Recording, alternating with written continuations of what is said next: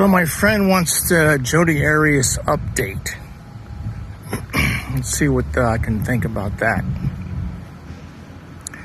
She wrote a lot in April, almost every other day, but no phone calls. So there's a couple things going on. One, all the inmates in Perryville prison got their COVID vaccinations, and the infrastructure of the buildings is apparently really bad. One of the big issues is the shower stalls and the lack of water pressure, and you can't control the temperature of the water, so it comes out cold, which is fine in the summer where it's 100 plus degrees all the time in the daytime. But there's mold and there's mildew, and the showers don't drain very well. There's no privacy. So when she goes to take a shower, one of the male prison guards follows her in there and gets a peek, I imagine, and can watch the show, whatever, if that's their thing. Yeah, no shower curtains, no privacy. Well, it is prison after all. And they say that when she's in the shower, completely naked and all wet, that it's a security issue. And so that's why the guards have got to be in there watching her. Right. I'm sure it is. So the other complaint is ice. The women rely on ice because there's no air conditioner in the cells. And the water quality coming out of the taps is so bad that they can't drink the water there. So they rely on bottled water or ice. The ice bags are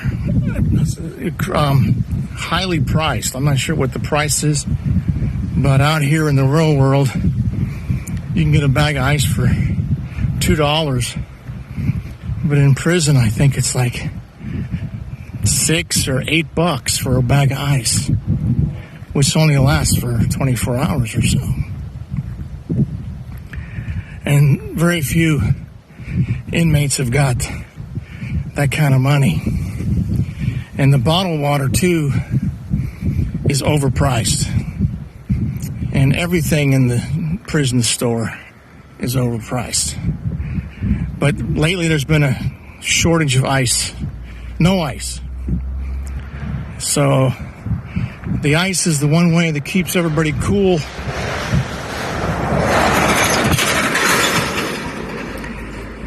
And so that's a problem.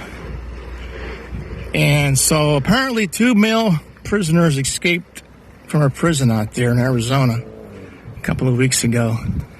So the supervisor of prisons for the whole state decided that any prisoner, any prison, which I think there's 12 or 15 prisons in Arizona, any prisoner that wants to be moved around, if he's going to go somewhere, has to be escorted by a guide. So if you're going to go from your yard to the medical, from your yard to the commissary, from your yard to visitation areas, you got to be escorted.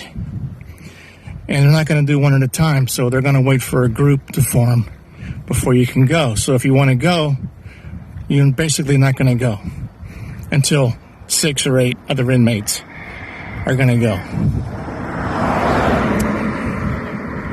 So there's very little shade in the Lumley unit. There's no shade in the yard.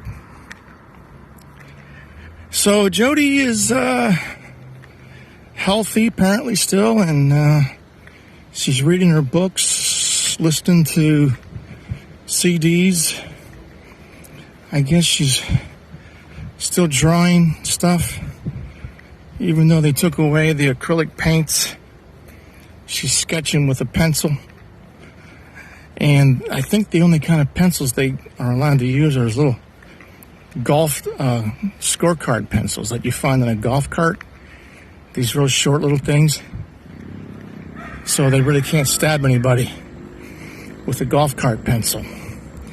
You could try, I suppose. You could hit somebody in the eyeball with one of those things. The whole thing is ridiculous, to be honest with you. And as far as, I don't know if she's still working. That changes. They don't usually stay in one job for too long. And the other thing is, if a prisoner gets too comfortable in any situation, then the warden moves him around. We don't want you to stay. We don't want you to like your job. We don't want you to get good at your job. We don't want you to enjoy anything. So if you start to get good at working in the library, well, no, you're out. Gonna put you in the laundry or the warehouse.